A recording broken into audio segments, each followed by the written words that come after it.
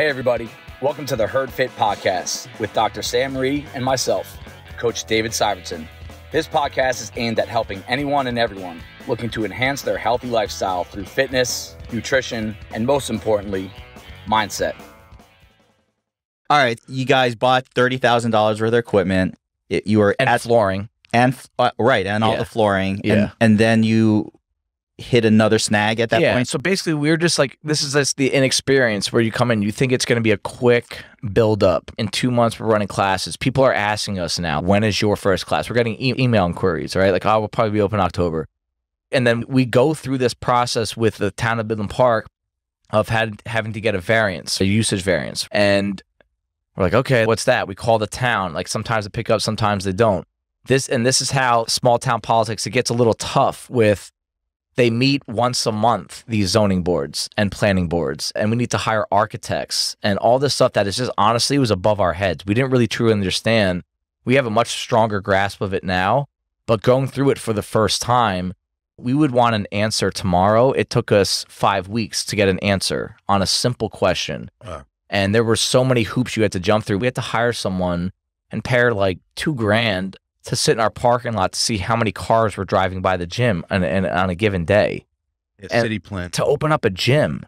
And that's, you have to respect the process. You can't go into the town office, hit the desk and be like, this is stupid. There is a reason behind everything, and you respect it. Chris Spieler described something very similar in his experience in Park City as well. Yeah, and you get frustrated, trust me. Do I think the system could be cleaner and more business friendly? Sure, but at no point were we thinking that we were being tossed around or disrespected. It was a really slow process. And someone on the outside says, oh, it took you a few months. Every single day that we weren't open was extra stress for us. It was so hard to deal with. And it was financial. It was just self-worth. It was, when is Chris doing with his job? There were so many days where you wanted to do something, but you couldn't. There was nothing to do. So you just sat there and thought about it over and over again. And eventually we got in front of the board, we got to make a presentation, and that was when it started to actually, we had to literally go in front. If you picture you're in a room, there's these 8 people higher than you, and you're standing there like in a dress, a button-up shirt, explaining what CrossFit is, because they did not want a gym where 150 people were going to go there at any given point, like a normal gym. They didn't understand that we were not Parisis at the time, which is now Fitness 19. It wasn't like that gym. Right. Because if it was, we didn't have enough parking. But they're like, no, trust me, we can cap how many people come to the gym at all times. And that goes in line with your fire codes and all this stuff, right? Yep. And then once we got that approval, we were given high fives. And then I think the funniest thing, Chris does a good job of telling the story, but Chris, you take it from here. You're talking about the electricity. Yeah. So we would just go and try to occupy ourselves. Right. Now, at this point, I think I'm done with pre-bond. I'm putting together a desk, right? Like an IKEA front desk. And Dave DeBoer, he's the property manager at the place that we're renting, and he helped us out a lot. Yep. But so the wall's finally built, right? We think we're almost there, right? Light at the end of the tunnel. And then he goes, have you guys got an electrician yet? And I'm like, for what? He goes, for the lights. I'm like, you hit the switch, the lights go on. What do you mean? What do we have to do? No, that's for the whole building. Now you have to section off. You get your own electricity for each section. What does that require? A generator box? A generator and one of those, like, the switchboards. How much does that cost? Oh, I don't know. Like $10,000. What? Are you kidding me? Dave, look, I was sitting on the floor with a screwdriver, and Dave, he said, I've never seen you look so defeated in your life. And oh my God, that was another thing we had to do. Yeah, and just keep in mind, the lights were on. Like we never thought about that. It was just show up, flip the light switch on, and now we have to go get our own electric system wired for our gym with its own generator. And it was 2 pieces of equipment that we use an electrician that found like a refurbished thing, but I think it ended up costing $6 or $7 grand. But it was still like we didn't have anything left. We had no money. It was literally a square we rented. There wasn't even its own sectioned off lights. Of course, we had to pay for our own lights. It was the warehouse's lights that they were using before, but now they put the wall up. It was going to be dark in there very soon, right? And I think we were just weeks away from being open. So, Yeah. and keep in mind, whenever you do work like this, you have to go get a permit, and then you have to get it inspected.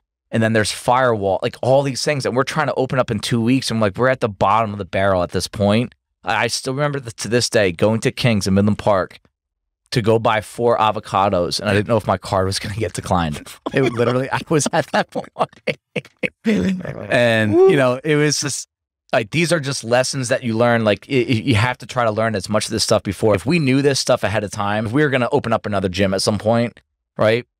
There wouldn't be like, hey, like we don't put a timeline on it. You just say it'll eventually get done. Don't make any changes to your life until it's done. And that's that. And you know, now the fun stuff comes in. Now we open up the gym, and this is now February 2014. So remember, I left my job October 2012, thinking we were about to open up a gym. February 2014 is when we held our first class. Do you remember that? I do. And I also remember that the second day we were open, we got snow, we got a blizzard, so we had to close the gym for the day. What was the first WOD?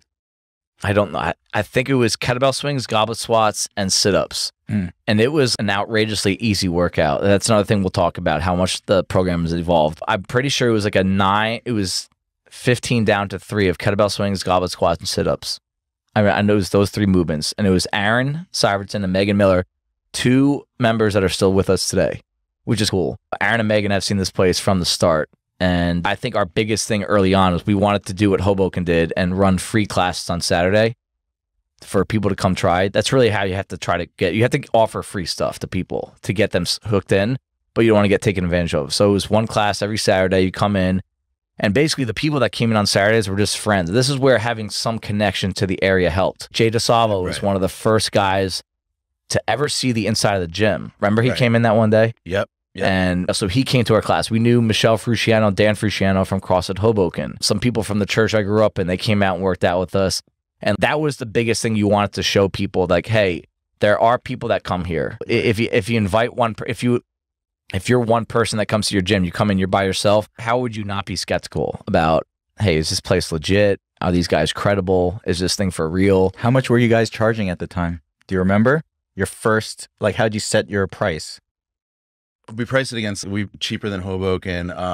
We looked at a lot of websites. Yeah, I think it was $175. Yeah, which is still a lot of money. Yeah. That's what CrossFit gyms charge, right? Basically. Yeah. So you're selling this product to people that are coming in. They really don't know much about it. They don't know anything. Do you remember the day that we did an open house? Not the Hoboken people come out. An open house where you come see the gym. I think it was like the Saturday before we actually opened. Yep, we had everything lined up. Yeah, we had everything lined up. Everything was cleaned up, and we had come people check it out. And in my head, I'm always envisioning probably like 100 people come in and just check it out. And we had 6. Yeah. Nick Benedetto, he was there a lot too in the beginning, so he helped it out. He brought some people in. Yep. Yeah. So that's how we got this thing going. Now I still remember to this day, and this is like just a guy, your typical guy talking to his friends from Hoboken. How many members are you going to try to get? I'm like, I think we'll probably get like 100 in the first month, right? Yeah. I think a month in, I tried to look back on memberships per month, and I think we had 14 members after the first month. Yeah. And we're like, okay, so we're not even paying half our rent with this. One thing we did early on, and I just got done talking to a gym owner from Morocco, actually. He's just looking for some advice. Phil, if you're listening to this, is for you. We talked about schedule. How do you make a schedule? I was about to ask that.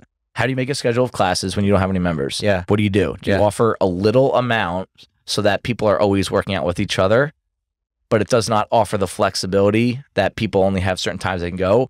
Or do you offer a full slate of classes, but you're going to have a lot of 1, 2, 3 person classes? Because Bison now offers more classes than almost any other CrossFit gym I've ever seen in my life. Yeah, I've gone to a bunch and I've dropped it. I've never seen so many classes. I don't think anyone, not even in this area, just in general, I've never seen a gym with this many classes. So what did you do with your schedule at the time? This is what Chris and this is a lot of work, and I'm not going to recommend this to everyone, but I think it helped our business out long term. We offered a full slate of classes from the start. Yeah. Because we said we never want the reason to be someone's not going to go to the gym because it doesn't fit their schedule. How many coaches did you have? It was just Chris and I. Yeah. Ash was coaching at this point. It was our job. So how would you guys split the class? So basically, for the most part, early on, I always did mornings. Yeah, I always did mornings, and then I did most nights. I think at the start, Chris did one night a week, and then he did most of the middays, I think. And you just stayed there, like whether you had people come or not. You just stayed at the gym. And so I remember getting home at 9:30, 10, eating dinner, and then going back at 4 or 5 in the morning. You just sat there.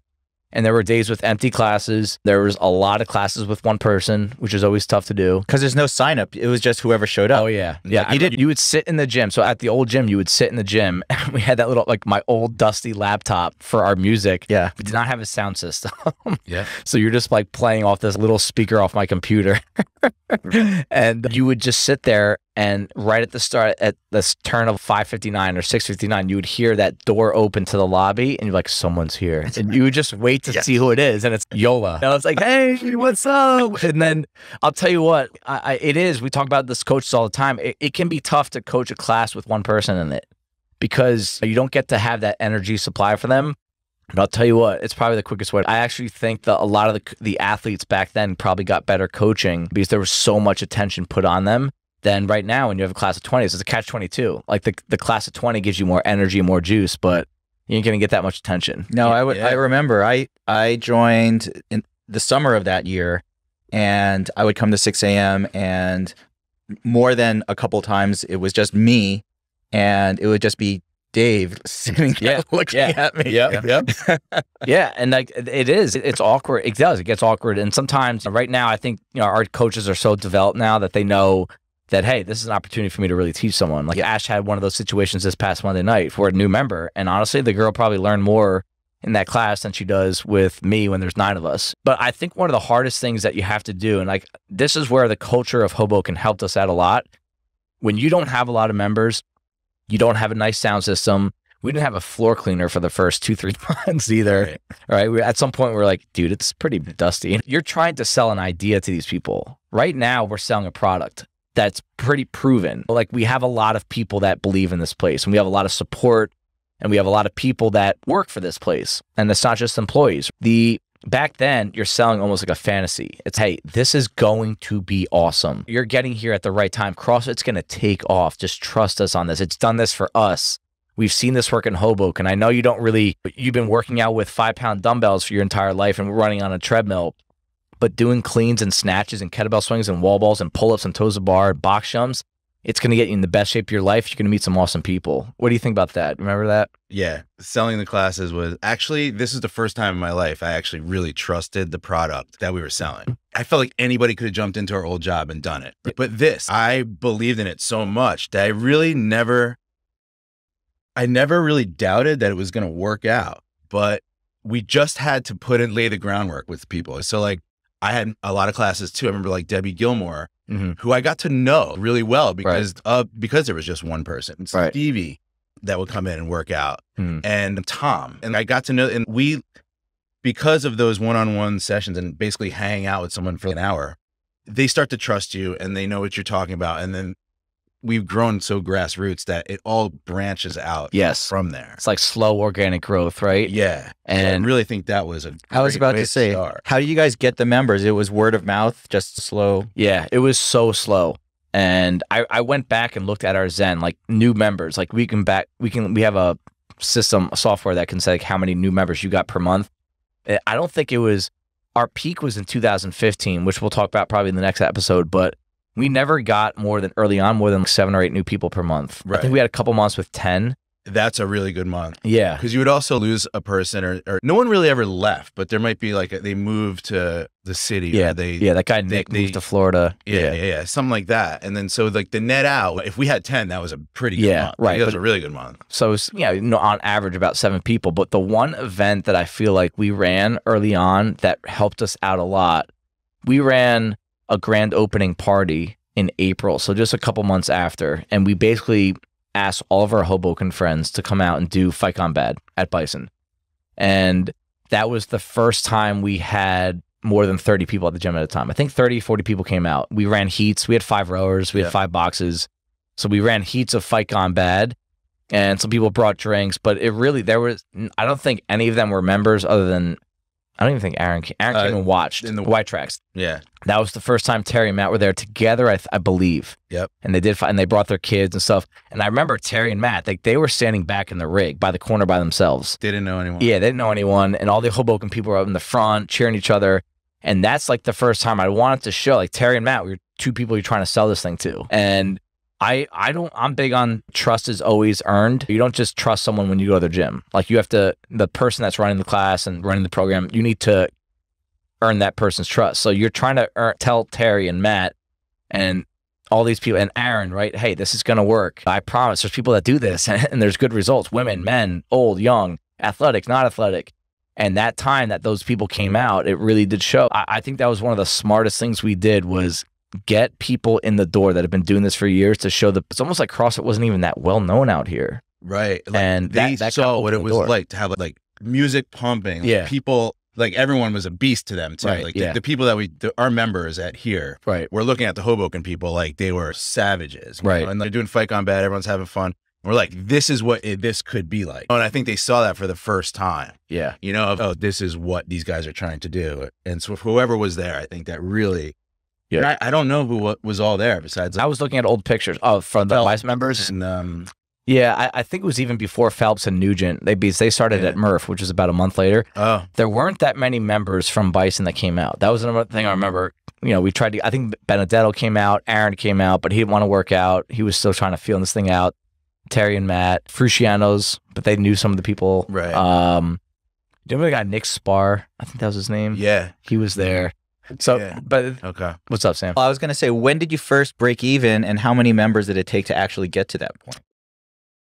It was 2014. I do know, but breaking even also included our $12,000 a year salary. Right. And I think, and Chris, I don't even think paid himself for the first year. Yeah, no. Luckily, Webby helped us out with that a little bit, but no, I didn't. But by break even, like covered, we were always, we just had to pay the rent on like basic bills at first. It was very low overhead, so we were okay with a few members. And like remember, Viken did like a year upfront membership, so we had like $1,700 like right off the bat, and that helped pad it. But mostly it was like to make sure Dave was getting through, to pay him and then pay the rent. And we still had a lot of the money that we like the capital that we had, so we paid for a lot of it with that. We laid some stuff off on the American Express. And so how many members were you like, okay, we're okay here, we're doing all right? We're still not. Like, it's still, I remember Rhee's always like, when the original plan is, you know, when you have 90 members, then you're good. But you don't realize that the expenses also, you get more coaches, you get more people. Like, there's a lot more expenses. So, we were never like good. Right. You know, it's never there. It's like your fitness journey, right? You're never there. The day you let up on it, you're not in shape anymore. So it wasn't ever a point where you're like, okay, no. I think what could say is I think that next fall, so like basically our first fall, so but 9 months in is when we were like, all right, I do think this thing's really going to work. I don't think Chris and I ever doubted that we would be able to operate a gym, but you do have to think worst case scenario, especially when you have families. We just had a kid. Right. I never thought we'd shut down. Yeah, never thought we would shut down. So we were always secure enough in that. Is this going to be full-time career type? I would say less than a year in. 2014, when we opened, by the end of that year, I felt good about it.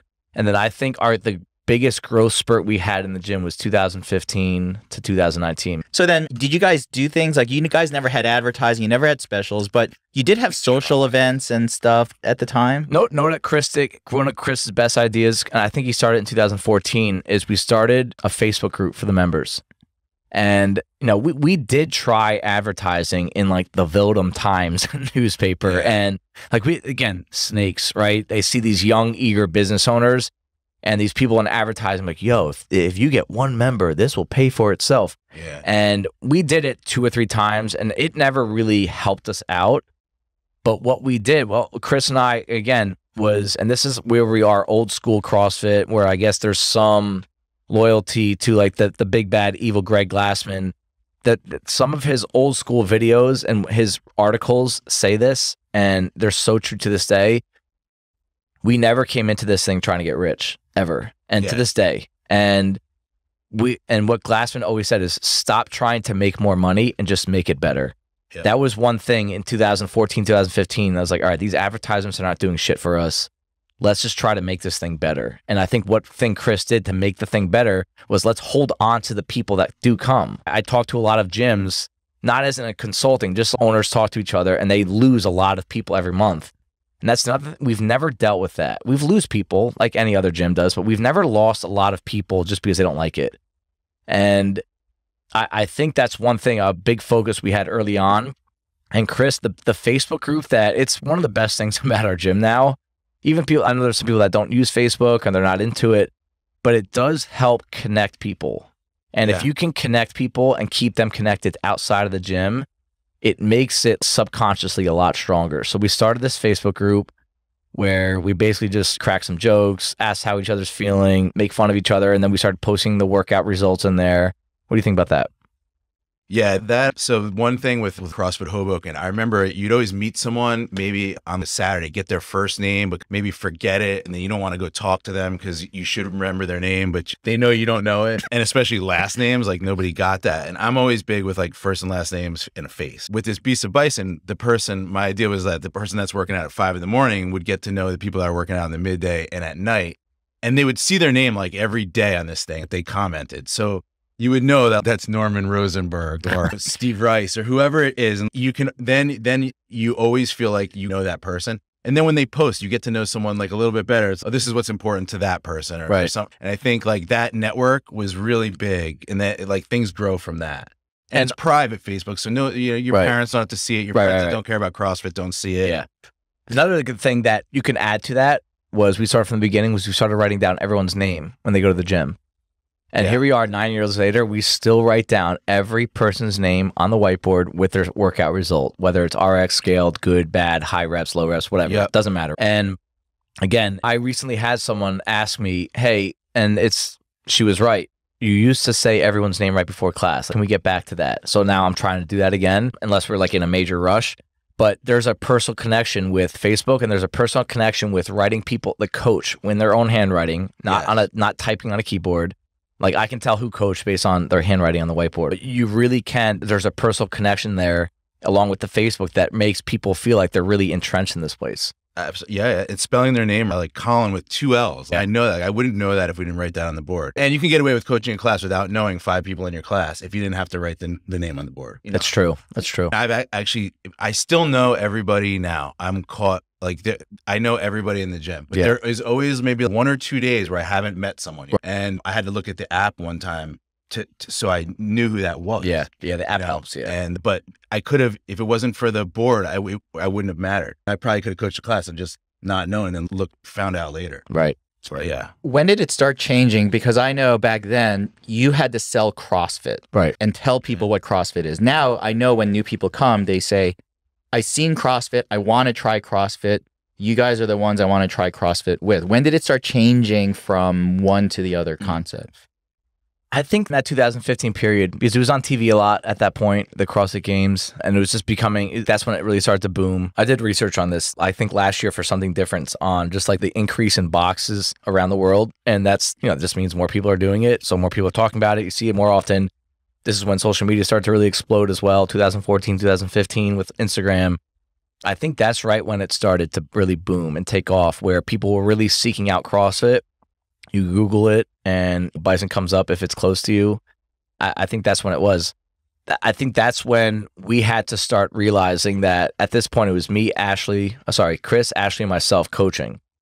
But you have to realize at some point you can't do it all. You can't coach the way we were coaching. I think I was at some point coaching 40 classes a week, 40, 45 classes a week, and with everything else. And honestly, whether it's you getting like just burnt out by it or the fact that the people need other voices, right? You can't assume that you can help everyone. You just can't. Not everyone responds to my coaching, Chris's coaching. So 2015 is when we hired some of our first coaches. Adam Storms was our first hire. That was a situation where he had so much CrossFit experience, and we really, got to know Brittany and Deb, his family really well. And we're like, hey, dude, let's go for it. And then we hired Terry to originally run the CrossFit Kids program, and then she eventually got into the adult classes. Dallas started doing the Olympic lifting class in 2015, and then Liz was our last hire in 2015. And just think about those personalities. And for the people that don't know those guys, all of them are very different personalities. Yeah. Yes, very much. And we can talk about that too. So what made you decide, what was it about those individuals that made you say, this person's going to be a good fit? For sure. Yeah. We knew it would be because of his whole family. We knew he had experience and stuff like that. Yeah. Yeah, he would be a shoo-in because he's served in the military. He had been involved in CrossFit. even when he was serving in Afghanistan, he was part of what, CrossFit Kandahar, which is such a, I see that shirt so and it just awesome. I'm just holy shit. Yeah.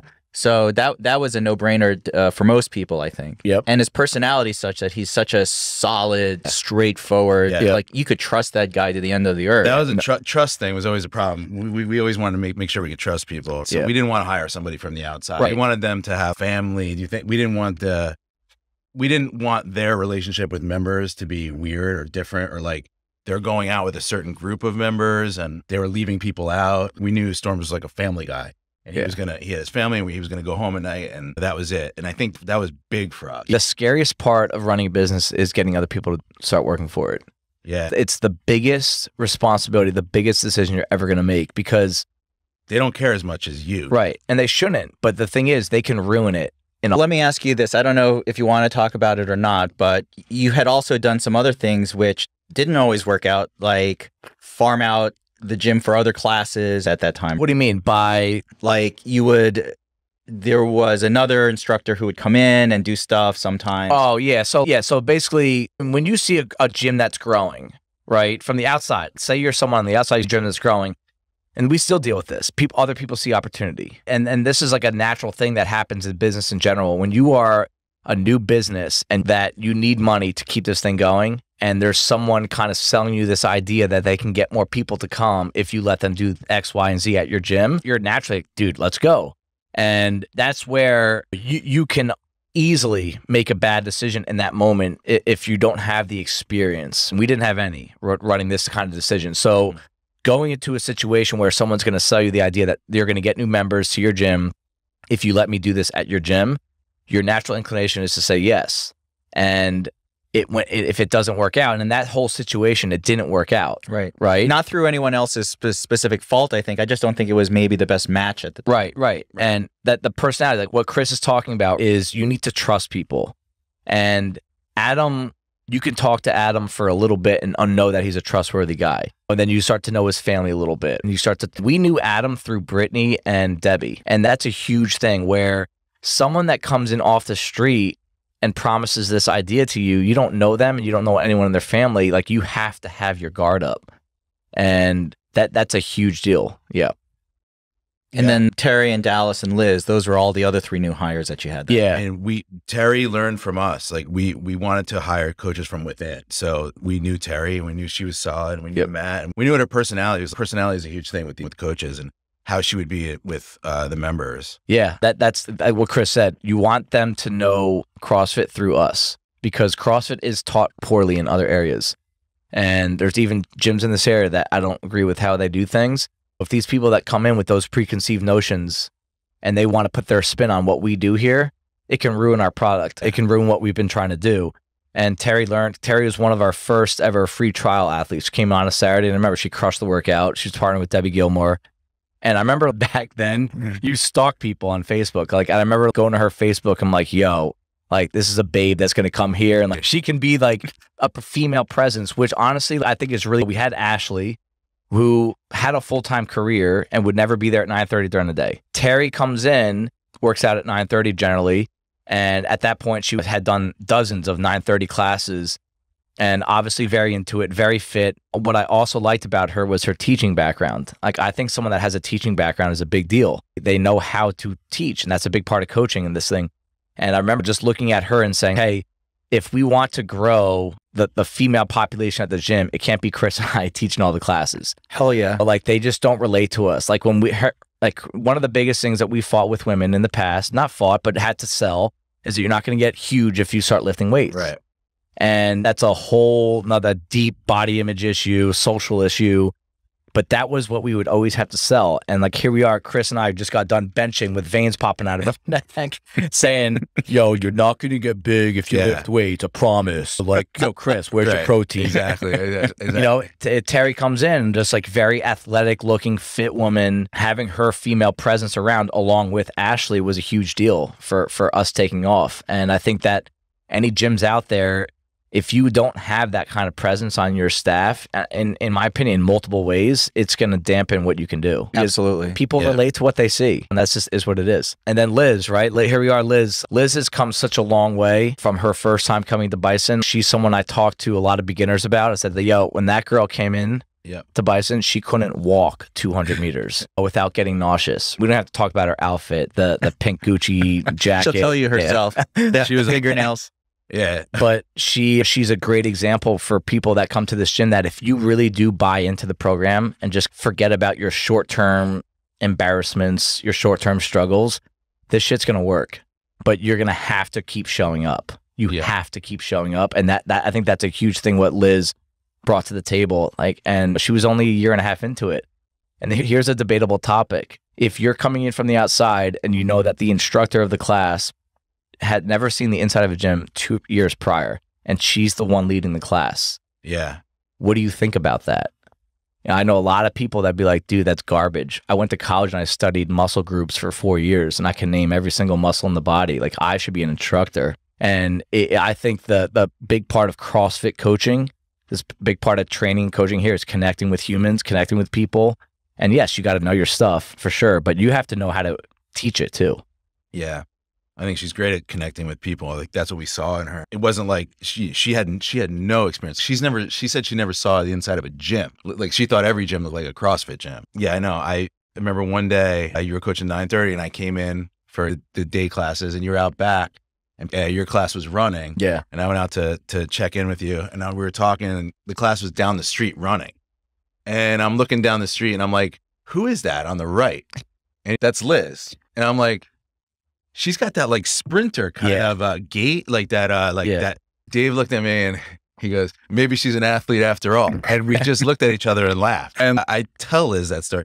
Liz also was smoking a cigarette in the parking lot on her first day. Okay. Like, before she went in for the free trial class, she was smoking a cigarette in the parking lot. But what you were saying, like, how can people trust? She might be the only one that could have turned it around like that in 2 years. Like, it's not it, and people trust her 100%. Like, she obviously was an athlete always, just wasn't unleashed. She also had setbacks too. She broke her foot. Yep. And during that time, it wasn't like she didn't come to the gym. She came every day and worked on like upper body stuff. Yeah. And she got so good at pull-ups, she got muscle ups, like all that. And then she was always, when she would figure something out, she would really be good at telling other people, like some of the other women and girls, how to do this. And it was just like a really natural thing for her to be a coach. Yeah. When we asked her to be a coach, I think if you had told me a couple months earlier, I would have been like, I don't know if that's the right decision. But by the time when we decided, it was a no-brainer. Yep. I mean, I was at Bison at the time, and it made all the sense in the world. She was obviously, her pre-CrossFit lifestyle was different, but when I saw her, she had been a couple months in. She was clearly naturally gifted in a lot of ways. I remember back squatting, and Dave was just like, wow, just wait until she gets some more experience under her belt. And then her personality, the way she engages with everyone, she was very naturally someone who you knew would do really well. Absolutely. As an instructor, and someone who is so enthusiastic about everything that she does. Yeah. So I thought that made total sense. I think she's one of the clearest examples that we might fight this politically down the road. Is there are a lot of states right now that are trying to mandate a certain degree to be able to coach any sort of fitness at all. And then there are some states that are fighting this right now, and I don't know if this will ever make its way to New Jersey, but you need to have the sports and conditioning degree or certificate, the NASA NAC. Yeah, the one that you got, the NASM. Right, that you need that to instruct any fitness class whatsoever. And CrossFit's been fighting it, and I don't know if it's ever going to come to fruition. In this gym alone, and there's a lot of CrossFits out there as well that don't have that kind of certification, that I'll take that kind of coach over anyone that I go to New York Sports Club and find someone that's just watching you do tricep extensions. Because the one thing that we do better than your typical personal trainer is the personal connection with multiple people at once. Right. It's really hard to do, and it's a really hard... It's a skill that needs to be developed, but some people like Liz have a natural talent to be able to take over a room and really relate to everyone in there. I want to talk about the rest of the coaches, but before we do so, to talk about how you added Dallas in for Oli at the time. Basically, Dallas always wanted to be involved in Bison. When we left, he had started Hoboken when I was leaving, and we competed with each other, competed against each other, and we just had a little bit of a connection. But that was a really trendy thing in CrossFit gyms from 2014 to 2017, I'd say. To add an Oli coach? Yeah, add an Olympic lifting coach, because there's so much skill involved, and there's a lot of specialty coaches out there, and there's a lot of demand. A lot of people want to get better at it, and you're not always going to get better by just showing up to class once a week. At some point, that's just not going to be enough. And Dallas he was actually competing in the sport of Olympic weightlifting at the time. He had a passion for it. He got the USAW certification. And he is a very naturally gifted athlete, Dallas. One of the most naturally gifted athletes I've seen. A really high-level basketball player, like that quick twitch, explosive, and that translates to Olympic lifting very well. But what made him different was he was very good at taking someone that was not a naturally good athlete, that didn't have that quick twitch, and he could really give you a couple little tips on moving the bar a little bit faster, getting underneath it, drills. Like so that was one thing that, like, hey, Dallas, we trust you. A, we know you. B, he was out here a lot in 2014, 2015 working out, so the kind of community knew him a little bit. And we said, hey, we're going to follow this trend, hire an Oli coach, and he was the guy. I took some of his classes, not enough, because they would be in the evening, and that was difficult for my schedule. Yeah. But he was one of the best instructors. He really got it. That I had for Olympic lifting. Yeah. He broke it down, and the way Oli classes go is very different than a regular CrossFit class. Yep.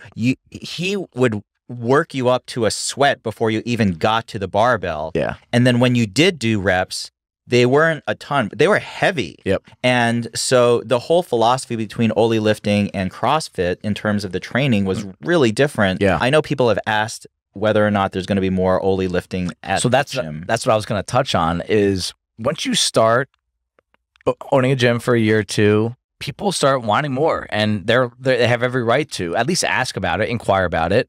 Think about the amount of people in this gym that do more than just the CrossFit class, whether it's next level, whether it's their own conditioning program, whether it's open gym Sundays, like nothing we did in open gym. There's 50 people here every Sunday now. Powerlifting meet? Yeah, powerlifting, all this stuff. You have to, as an owner, you have to look for ways to fill these people's needs and desires, right? Because if other gyms are doing, especially, like, you might lose them, but if you really are here to help them, there is only, like I said, there's only a certain level you can help someone with Olympic lifting, doing it once a week, maybe every 2 weeks. And if someone really wants to dive in, you should try to supply that for them. I really wish I could go back and take those classes now, because I know a little more now, and I could actually use that training more because I understand more. Yeah. Right. Yeah, like this past summer, we did that thing with Dan Dodd from Tri-State Barbell, where he ran, I think it was 8 weeks or 6 weeks, twice a week, and it's a different vibe. Like, there's no music, you're not maxing out, you're not sweating, breathing heavy, like you're just really working on these fine points, and there's always a lot of demand for it.